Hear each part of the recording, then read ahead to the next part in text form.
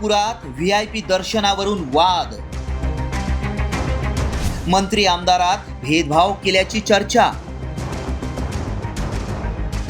सत्ताधाऱ्यांमध्येच नाराजी, विरोधकांचा निशाणा। आषाढी एकादशीच्या पार्श्वभूमीवर पंढरपूरच्या विठ्ठल मंदिरातील व्हीआयपी दर्शन बंदीचा पहिल्याच दिवशी फज्जा उडाला। भाजपचे माजी मंत्री आणि आमदार सुधीर मुनगंटीवार यांनी सपत्नीक दर्शन घेतलं, मात्र त्यांच्याबरोबर असलेल्या 10 लोकांना दर्शन घेता आलं नाही। तर मंत्री गुलाबराव पाटील यांच्यासह समर्थकांना मात्र थेट गाभाऱ्यात प्रवेश मिळाल्यामुळे नाराजी नाट्य रंगलं। मंदिरात समन्वयाचा अभाव आहे अशी खंत सुधीर मुनगंटीवार यांनी बोलून दाखवली। तर मंत्र्यांना जबाबदाऱ्या जास्त आहेत, गैरसमज करू नये अशी सारवासारव गुलाबराव पाटलांनी केली आहे। फक्त एवढाच आहे की परिस्थितीनुरूप हे करताना संबंधितांना आपण या असं निमंत्रण देता कामा नये, एवढी काळजी घेतली पाहिजे। तिथे एक लक्षात आलं की समन्वयाचा थोडा अभाव आहे। महसूल असेल, बीव्हीजीचे लोक आहेत तिथं, तेही एकदम टाईट राहत आहे, तर त्याच्यामुळे समन्वयाचा अभाव आहे, बाकी काय। साहजिक आहे, नागरिकांना या ठिकाणी दर्शन मिळालंच पाहिजे, पण आम्ही पण लाईनीत उभं राहायला काय हरकत नाहीये। पण शेवटी आपणच मंत्रिपदावर बसवल्यामुळे साहजिक जबाबदाऱ्या जास्त असतात।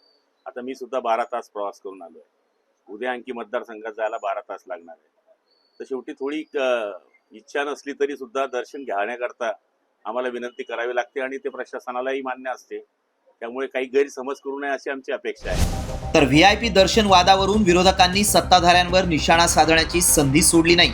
त्यांचं हिंदुत्व वेगळ्या प्रकारचं आहे बरं का। बहुतेक त्यांना वाटलं असेल आमच्या माऊलीनं त्यांच्या पक्षात प्रवेश केला। त्यांना असं वाटतं की त्यांच्या पक्षात देव वगैरे सगळे संत प्रवेश करतात, तर त्यांना तो रात्री स्वप्न पडलं असेल की माऊली त्यांच्या पक्षामध्ये प्रवेश करती झालेली आहे। मूर्ख लोक आहेत हे असं आहे। मी व्हीआयपी दर्शनाचा फटका काय बसतो। खरं तर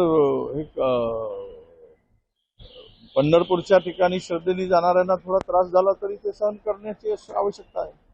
तर देवाच्या दर्शनाला जातो आपण, इथे फटका बसला असं मला म्हणता येत नाही। दरम्यान मंदिर समितीचे सहअध्यक्ष गहिनीनाथ महाराज औसेकर यांच्या हस्ते गुरुवारी विठ्ठलाचा पलंग काढून देवाला लोड देण्यात आला।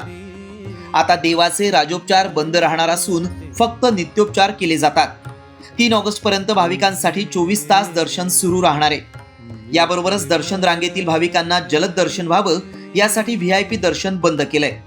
25 जुलै रोजी आषाढी एकादशीला मुख्यमंत्र्यांच्या हस्ते सपत्नीक विठ्ठल रुक्मिणीची पूजा होणार आहे। पांडुरंगाच्या चरणी सगळे समान आहेत। अवघा जनसागर पंढरपूरकडे लोटलेला असताना मंदिर व्यवस्थापनानं कुणाची गैरसोय होणार नाही, वाद होणार नाही याची काळजी घेणं गरजेचं आहे। ब्युरो रिपोर्ट, साम टीव्ही न्यूज। सुंदर